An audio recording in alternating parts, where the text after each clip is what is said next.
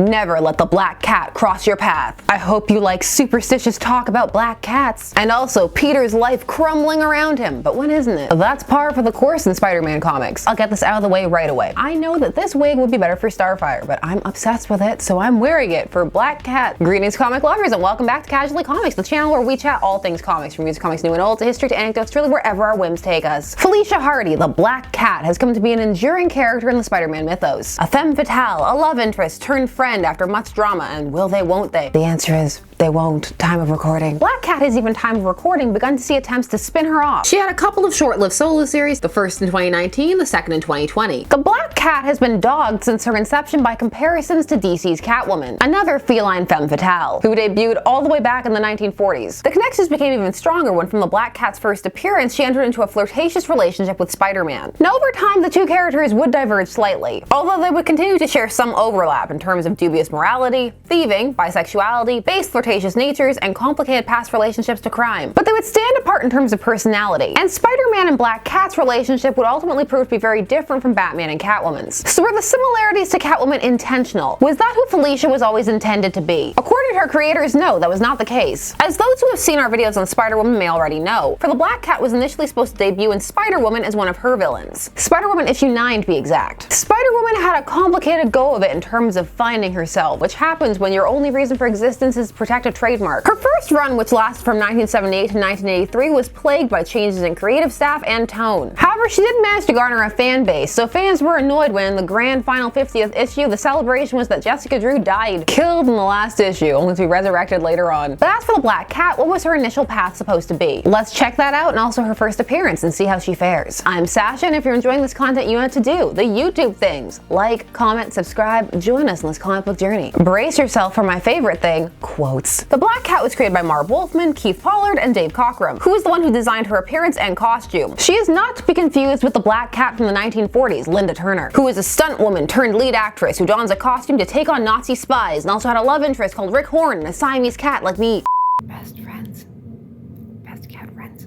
Another time, both my love for the Golden Age and Siamese cats, those must wait. The more well-known Black Cat was developed because Marv Wolfman wanted a female foil villain for Spider-Woman. Since he had been on the book, he had taken it in a more supernatural direction. This because he wanted to differentiate her from Spider-Man. He didn't want her to feel derivative. This led to things like her fighting the likes of Morgan Le Fay. But he left the series after issue 8, saying the workload was too much. But years later, he would state something different. I have some quotes from back issue number 17. Marv Wolfman stated, "If truth be told, I never felt comfortable writing her. I never found a handle for her and kept trying until I finally decided to leave the book. I never figured her out. I did like some of the villains I created for the book, however. This fondness for the villains is most likely what led to the concept of Black Cat coming with him when he went on to write The Amazing Spider-Man. But he stated that he changed the concept slightly along the way. Black Cat first debuted in The Amazing Spider-Man number 194 in 1979, and in the original letters column, which is a cave of wonders of tidbits of knowledge and information, you can see the original cover that would have been used for Spider-Woman issue 9. It's shown there and it was drawn by Carmine Infantino. They also show what was to be the original cover for issue 194 by Keith Pollard, which the letters column explains was rejected by Stan Lee because there was a better way to handle our villainess's first appearance. The main change that you do see in the Al Milgrom cover that they went with is that she's facing forward instead of you seeing her from the back, so you can see her more clearly. You can also see Spider-Man more clearly as well as a result. But it does also feel like there's a bit of eye candy aspect to it too. Since she's meant to be a femme fatale, I guess the booty wasn't selling the first cover. You don't see how she would have looked in the Spider-Woman book on that cover, but Wolfman stated that she was changed. She was gonna be a 40s styled character with a long dress, a wide brimmed hat, and not action oriented. The powers were the same though. I was going for mood with Spider-Woman. When I switched her to Spider-Man, I rethought the whole concept except for the powers. She sounds so much like she would have looked like the original Carmen Sandiego in my mind, I can't unsee it. Where in the world is Carmen Sandiego in Spider-Woman issue 9? Now when it comes to this rethinking, Wolfman claims that it had nothing to do with Catwoman at all. Oddly, I hadn't thought of Catwoman. If I had, I wouldn't have done it. I was watching a Tex Avery cartoon called Bad Luck Blackie that caused bad luck to a pursuing dog and thought that would make a great villainess for Spider-Woman, which was where I was going to use her. When you think about that, that makes a lot of sense because the pheromone powers that Jessica had and then to have this kind of alternating effect, that would have been interesting. So let's look at the context of the time. This would have been 1979. Catwoman, who had vanished for a chunk of the Silver Age because of the Comics Code, would have reappeared by this point. She reappeared in 1966 in Superman's girlfriend Lois Lane issue 70. This actress, she was used in the Batman TV series in the 60s as well. They wanted to capitalize on that tie-in marketing, didn't want to miss any of that. So she would have been known, I don't don't know, it is conceivable one could get so deep into their own concept that they could develop blind spots to other similarities. What do you think? Super obvious, impossible to miss? Or can you see how one would not make that connection? You tell me what you think, and now let's take a look at her first appearance and see how much she's changed and what's remained the same. Never let the black cat cross your path. Wow, Jonah went all out on that billboard. Who is this mystery woman, scurrying with cat-like grace across a precariously thin wire? Why is she here? Why are any of us here?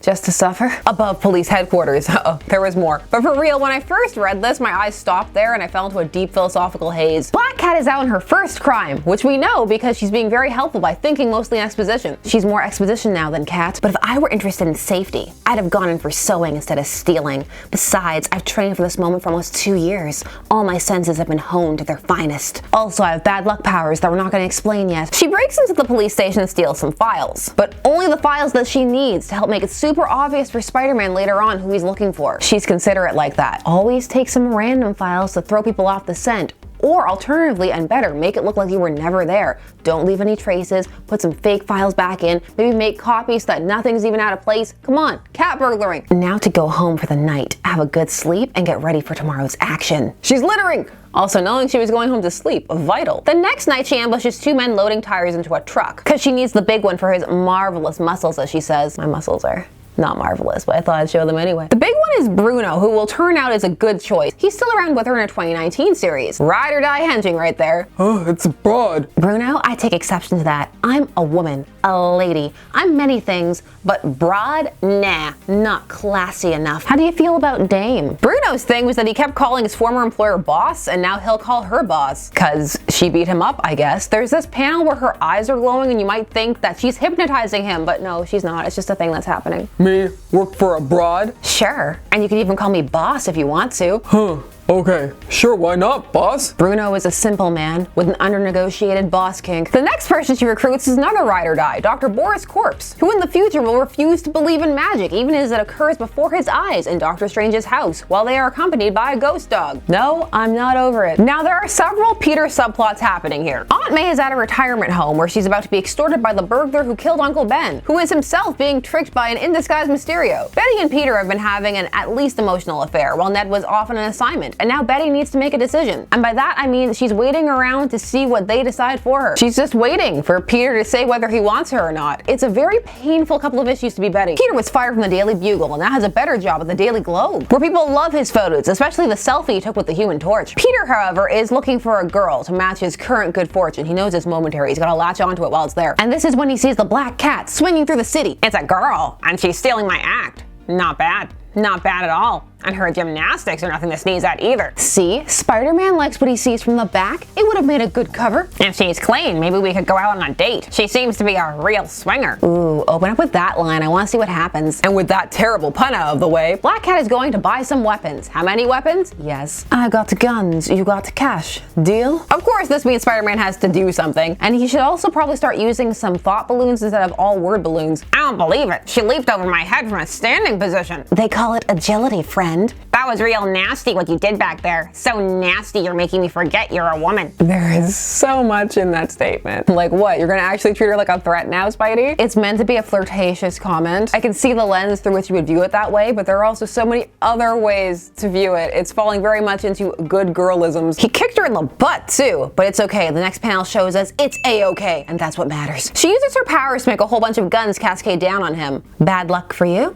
Good luck for me. Their banter really starts to improve as the fight goes on, and they hit their stride quite quickly. Hi there, running out on our date? Come on, say something, or has the cat got your tongue? How could little me ever escape you? You're so strong and powerful. Really, Peter, I know you're desperate, but come on now. And Felicia, stop assaulting him. Hold it. Just hold it. Just presumably stop. That's what you want to hear before you make out with somebody. They're kissing now. Yes, it is the whole hot woman kissing you fantasy, but as with all things, there are different ways to view and contemplate and interpret it. For this story, Peter is left in who's that girl mode. Who is that girl? Also, did she end up paying for those guns? I guess it doesn't matter because Emil gets arrested, but I'm sure he wants to be paid. At home, when the news is on in the background, there's a report playing about the police precinct being burglarized, and they list exactly which files were stolen. One was Emil Greco the arms dealer. The other two are the hench people that she ended up getting, and the last is a Walter Hardy. You don't even need to be close to Batman level to put the pieces together. Walter Hardy, famed 1940s cat burglar, is in prison, and he's sick, dying. So Spider-Man goes there just as Black Cat shows up, so they have time for more banter, and she keeps calling him love. Aww, and after that kiss, I thought we were friends for life. We could have been sweet. We truly could have been. I wasn't lying about my scrapbook. She did mention that she had a Spider-Man scrapbook earlier, and oh boy, is that gonna balloon to a much bigger plot point. So much stalking. She's positioned him so that when the wall explodes, thanks to the armaments she got earlier in the Ida for henchmen, Spidey is against it. So he's pretty badly mangled for our next issue, and 9 lives as the Black Cat, which is where we get Felicia's backstory as it stood at the time. This cover promises so much, but lies about the tragic decision of Betty Brant. She has no agency in this story. Truly, it can be said, this one has it all. You know what? For the most part, it really does. Except for the supernatural things like vampires. Oh wow, Felicia works out. She's built, and she's carrying Walter Hardy up that wall. Just look at her calves. I am. She manages to escape, and Peter is just so injured he has a broken arm, and he has to pretend that he doesn't because he doesn't want any suspicion if both him and Peter Parker have a broken arm. So he just kind of tries to walk it off. Like, I'm fine. My arm's great. Black Cat takes Walter Hardy just in time for her henchmen to get captured by someone so they can get involved in another plot. We're still meant to be playing this as a mystery, like, ooh, who is she? Why would she do this? Why would she go get this man out of prison? But even if you weren't sure, when she takes him to his own house, yeah, she's his daughter. Now, the following does not really have to do with the Black Cat part, but it's one of the most awkward bits of Peter Parker drama that I have read, so I need to share it with you before I explode. All right, Parker, we're gonna end this game right now. Tell my wife you'll never see her again. You don't have to, Peter. Tell him you care about me. Are you gonna break up our marriage? It doesn't sound like Peter is the one breaking up your marriage, Ned. You know, also Betty can break it up. Now's my chance. If I'm a heel, Betty will go back to Ned. I can never be the kind of husband Betty needs. Apparently neither can Ned. That's why she seemed to be reaching out in your direction. Everybody needs counseling. Care? Don't make me laugh, Betty. Ha! You were just convenient. You showed up when Mary Jane jilted me. Could you say what you did? Slap! Come on, Leeds. Take her. She's yours. No, she's nobody's. She's herself's. I don't understand you, Parker. Betty cared for you and you made her feel like dirt. This is exactly what you told him to do. You don't get to pull a surprise Pikachu face. Break up with my wife. Breaks up with wife. Why did you do it that way? You broke up with her wrong. Betty was confused, unsure of herself. You could have let her down gently. Instead, you shattered her. And I don't know if she'll even let me help her pick up the pieces. She's a person, not a desk chair from IKEA that you can assemble back into the form you want. This scene broke me a bit. Just all of the Bettiness in this story arc is not the best handled, and I just wanted to tell somebody about it so other people saw it. Help me. What did you think? Well handled high drama? Fun drama? Out of character? Or well handled and Betty is well characterized and I'm nitpicking it? As always, tell me things. Back to Felicia. Felicia's father is horrified to learn that she is the Black Cat because she idolizes him and wants to be like him. Haven't you guessed yet? Didn't you recognize my voice?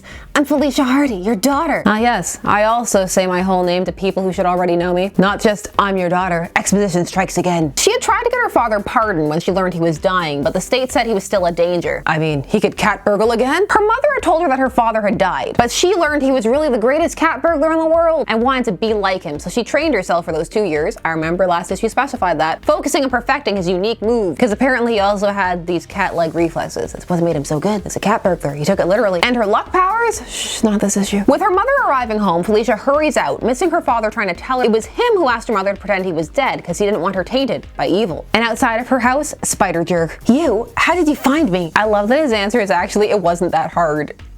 But he's not wrong. So how about it? Dinner, a movie, and we neck on the way back to prison. What's wrong with me that doesn't sound like a terrible date? Now we enter into the Spider-Man wants to take her dying father back to prison part of the story, because breaking people out of prison is wrong. This is because Black Cat had to do something light to counteract the whole arms dealing and, you know, make her a potentially viable love interest. She couldn't have sprung a murderer or something, or be a murderer. That would be complicated. Code's still in effect. She's just a daddy's girl who wants to be like her dad and make sure that he's comfortable and dies at home. That's really depressing. And well, she gets her wish because he's dead in a few minutes. Do you think he died of the explosion? I mean, they set off the bomb right by his wall. These are the kind of things I think about. That and Betty Brant, apparently. Or sorry, Betty Leeds. It's plausible. Look at how hurt Spidey is, and he has powers. He wasn't even responsible for the job they arrested him for. Was that right? No, but I mean, they should maybe arrest him for those other jobs that he actually did do.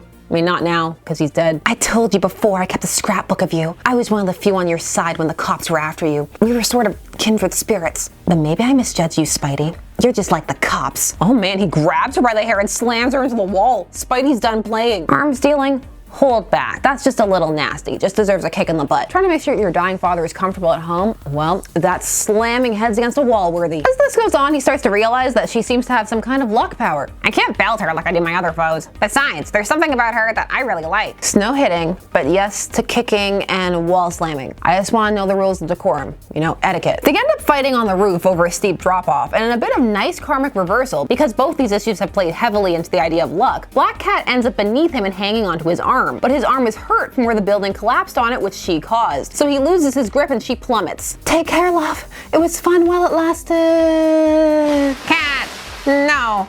No one could have survived falling onto those rocky shoals. You've been Spider-Man how long? You know that's a filthy lie. Blast it. I had her in my hand, but it almost seemed as if she squirmed free.